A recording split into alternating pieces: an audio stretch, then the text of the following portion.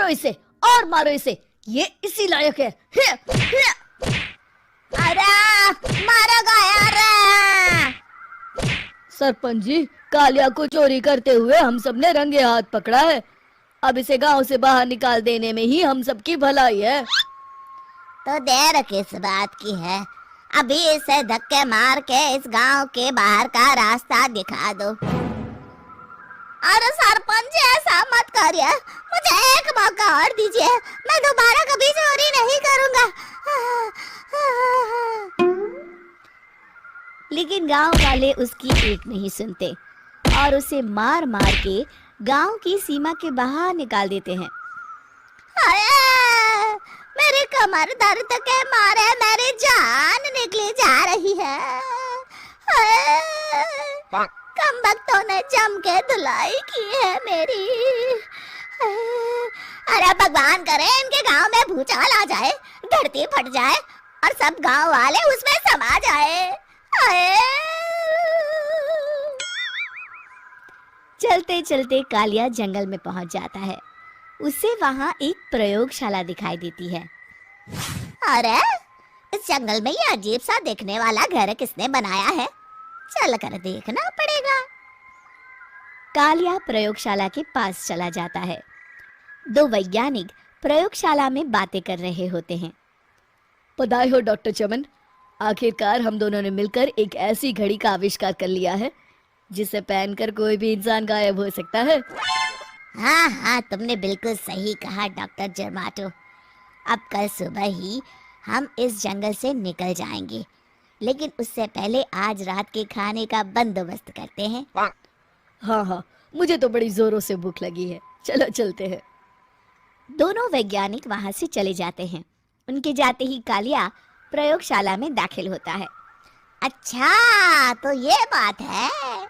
कालिया बड़े से कांच के अंदर रखी घड़ी को बाहर निकाल लेता है और अपनी कलाई पर बांध लेता है। फिर घड़ी में लगा बटन दबा देता है। कालिया को एक जोरदार झटका लगता है। कालिया अपने आप को आईने में देखता है तो उसका पूरा शरीर पूरी तरह से गायब हो चुका होता है।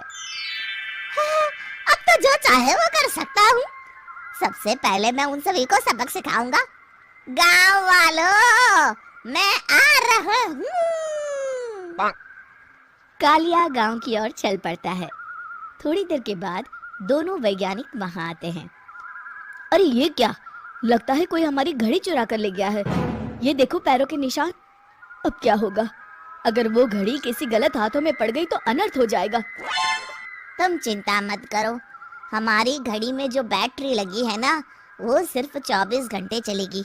उसके बाद वो घड़ी काम करना बंद कर देगी। उधर दूसरी तरफ गांव में सरपंच अपने घर में सो रहा होता है। तभी एक आहट से उसकी नींद खुल जाती है। अरे कौन है वहाँ? बड़े मजे से सो रहा है, आज मैं तुझे नहीं छोड़ूंगा। कालिया पास में पड़ा डंडा उठाकर सरपंच की पिटाई शुरू कर देता है। ये ले, ये ले, इसी लायक है, ले। आप मर गए। अरे ये क्या हो रहा है? अरे कोई बचाओ मुझे, मेरे घर में भूत आ गया है। सही कहा, मैं भूत ही तो हूँ, ये ले। अरे भूत जी, मैंने आपका क्या बिगाड़ा है, मुझे छोड़ दीजिए। आपको क्या चाहिए? तेरे घर में जितना भी पैसा है ना, मुझे ला कर दे दे, तब मैं तुझे छोड़ दूंगा और यहाँ से चला जाऊंगा। सरपंच अपनी तिजोरी से पैसे निकालकर एक बड़े कपड़े में बांधकर जमीन पर रख देता है और कालिया वो सारा पैसा लेकर वहां से चला जाता है। दूसरी तरफ जमींदार गांव के चौराहे पर खड़ा कुछ लोगों से बात कर रहा होता है। इस कमीने जमींदार ने भी मुझे बहुत पीटा था, इससे भी बदला लेना तो बनता है। हाँ? जमींदार अचानक अपने आप को चांटे मारने लगता है। अरे भाई ये क्या हो रहा है? जमींदार साहब अब ठीक तो है ना? अरे मुझे नहीं पता भाई।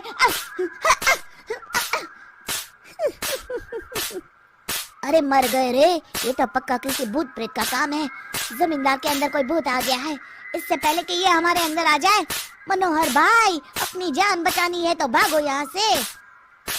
ये क्या? अरे बाप रे बाप, मुझे तो भूतों से बड़ा डर लगता है। मैं तो चला यहाँ से। अगली सुबह इस घटना से पूरे गांव में दहशत फैल जाती है। सभी गांव वाले आपस में बात करने लगते हैं। अरे भाई, पता नहीं कहाँ से हमारे गांव में एक भूत आ गया है। उसने कल रात को सरपंच और जमींदार की खूब पिटाई की और उनके सारे पैसे भी लेकर चला गया। हाँ भाई हाँ, ये भूत तो मुझे बड़ा अजीब लगता है। मेरी समझ में नहीं आता कि भूत उन पैसों का करेगा क्या।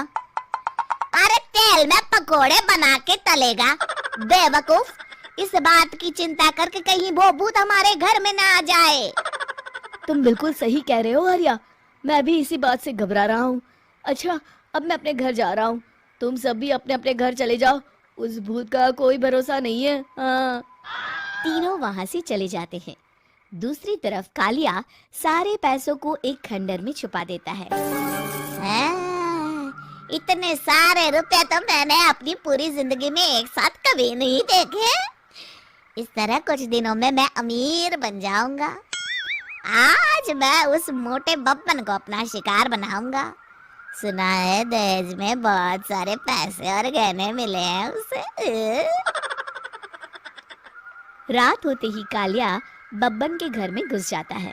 हाँ, मिल गई तिजोरी।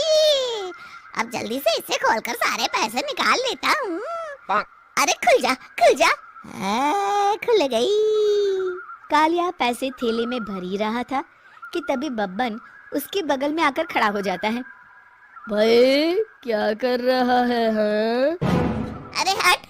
अरे तेरी इतनी हिम्मत, मैं तेरे सामने खड़ा हूँ और तू फिर भी मेरी तिजोरी से पैसे चुरा रहा है। अरे मैं तो गायब हूँ, तू मुझे कैसे देख रहा है? कालिया अपनी घड़ी को देखता है। अरे इसे क्या हो गया है? हाय, लगता है बैटरी खत्म हो गई। अच्छा, तो आज मैं तेरी बैटरी अच्छे से चार्ज कर देता हूँ। अरे भाग्यवान, जरा मेरा डंडा तो लाना।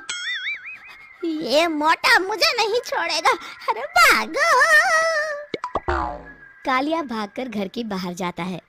बाहर सभी गांव वाले हाथ में डंडा लिए खड़े होते हैं। अच्छा, तो तू वो भूत है? मुझे माफ कर दीजिए सरपंच जी, मैं आपके और जमींदार जी के सारे पैसे लौटा दूंगा और आज ही हमेशा के लिए ये गांव छोड़कर चला जाऊंगा। शिक्षा: बुराई ज्यादा दिन की मेहमान नहीं होती, एक दिन उसका अंत हो ही जाता है।